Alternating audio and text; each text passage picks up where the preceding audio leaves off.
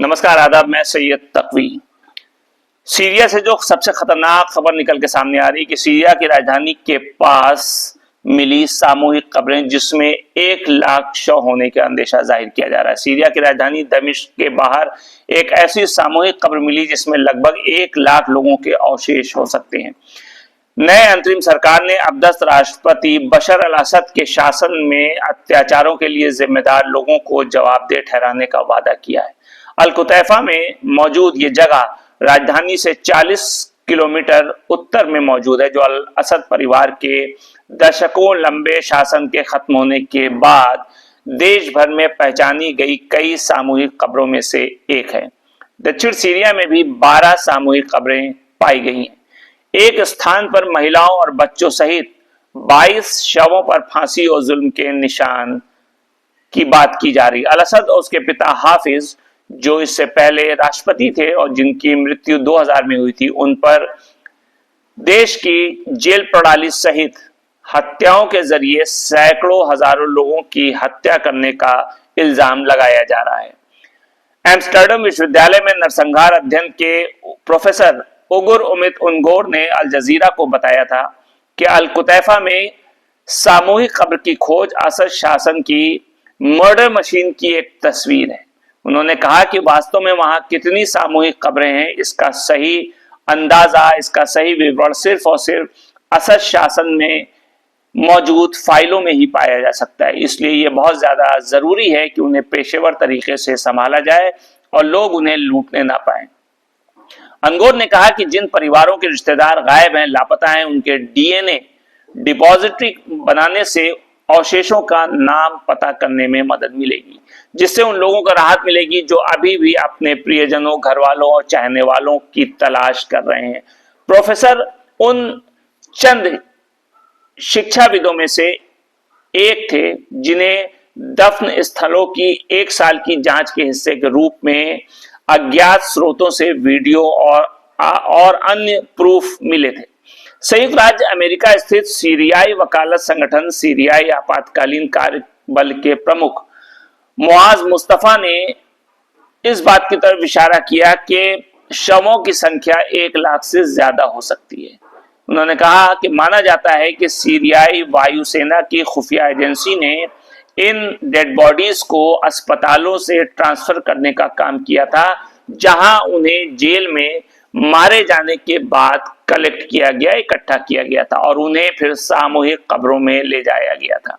ये सामूहिक कब्रें 54 साल की निरंकुशता, यातना और तानाशाही के रहस्यों को समेटे हुए, ऐसा वल ने कहा। वो कहते हैं कि ये केवल शुरुआत है। पिछले हफ्ते ह्यूमन राइट्स वॉच ने दक्षिणी दमिश्क के तदामोन इलाके का दौरा किया था, जहां उन्हें बहुत सारे मानव अवशेष मिले, जिसमें इस बात का अंदाजा लगाया जा रहा है कि इनको सजाए मौत दी गई थी। न्यूयॉर्क स्थित इस संगठन ने सीरियाई अधिकारियों से देश भर में इन भौतिक साक्ष्यों को इकट्ठा करने का, महफूज करने का आह्वान किया है। नए प्रशासन के कमांडर इन चीफ अहमद अल शरा ने अल जजीरा को बताया कि जिन लोगों ने सीरियाई लोगों के खिलाफ जुल्म किए हैं, अपराध किए हैं, या जिन्होंने पूर्व राष्ट्रपति बशर अल असद को मदद की है, उन्हें न्याय के कटघरे में लाया जाएगा। अल शरा, जिसे अबू मोहम्मद अल जुलानी के नाम से भी जाना जाता है, उसने कहा कि हम अपने लोगों की उम्मीद के मुताबिक न्याय देने में कोई भी कसर नहीं छोड़ेंगे और हम अपने लोगों के खिलाफ किए गए जुल्म और सितम को भूलने नहीं देंगे। ये भी कहा कि हम सबूत इकट्ठा कर रहे हैं और संयुक्त राष्ट्र और बाकी अंतर्राष्ट्रीय संस्थानों से शासन द्वारा किए गए अपराधों का दस्तावेजीकरण करने में मदद करने की भी गुजारिश कर रहे हैं। बशर अल असद ने अपने पद से हटने के बाद अपना पहला बयान जारी किया, जिसमें उन्होंने कहा कि वो दमिश्क के पतन के बाद ही सीरिया से रूस गए थे और उन्होंने देश के नए नेताओं को मानने से इनकार कर दिया और कहा कि ये क्षेत्र में दहशत फैला रहे हैं। अल शरा के हयात तहरीर अल शाम को कई सरकारों द्वारा दहशतगर्द समूह के रूप में सूचीबद्ध किया गया है। इसने अल्पसंख्यकों की सुरक्षा शांतिपूर्ण राजनीतिक परिवर्तन का आश्वासन देते हुए भय कम करने की कोशिश की है। लेकिन ये जो समूह इस वक्त सीरिया में हुकूमत बना चुका है, वो क्या करता है, किस तरीके से सीरिया को नए रास्ते पे लाता है, ये तो अभी पर्दे के पीछे की बात है। क्योंकि सीरिया में मिल रही सामूहिक खबरों पर नए प्रशासन के कमांडर इन चीफ अहमद अल शरा ने कहा कि जिन लोगों ने अपराध किए हैं उन्हें कठोर से कठोर दंड दिया जाएगा। वहीं दूसरी तरफ अमेरिका के नवनिर्वाचित राष्ट्रपति डोनाल्ड ट्रंप ने कहा कि सीरिया में बशर अल असद को सत्ता से बेदखल करने और विद्रोही समूहों को सत्ता तक पहुंचाने के पीछे अगर किसी का हाथ है तो वो है सिर्फ और सिर्फ तुर्की का।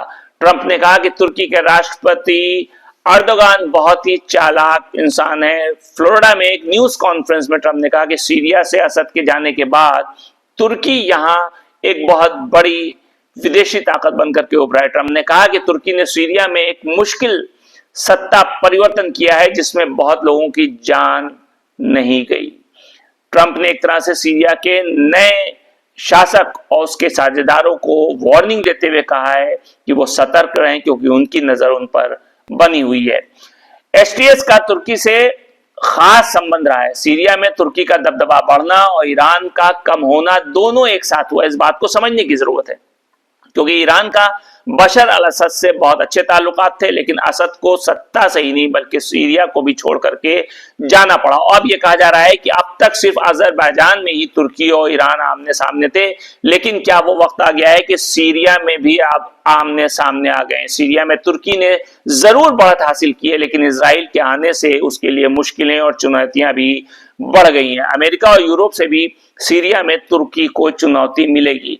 इराक की तरह सीरिया में तेल और गैस तो नहीं है, ऐसे में सीरिया के पुनर्निर्माण में पैसे की चुनौती बनी रहेगी। इजराइल सीरिया में अपनी मौजूदगी को मजबूत भी करेगा और दर्ज भी कराता रहेगा। ऐसे में तुर्की से टकराव बढ़ना लाजमी है। जाहिर है कि सीरिया में ईरान और तुर्की के हित भी टकराएंगे और सीरिया में अब तुर्की क्या ईरान की जगह ले सकता है, इसका जवाब आने वाले वक्त में मिलेगा। नमस्कार।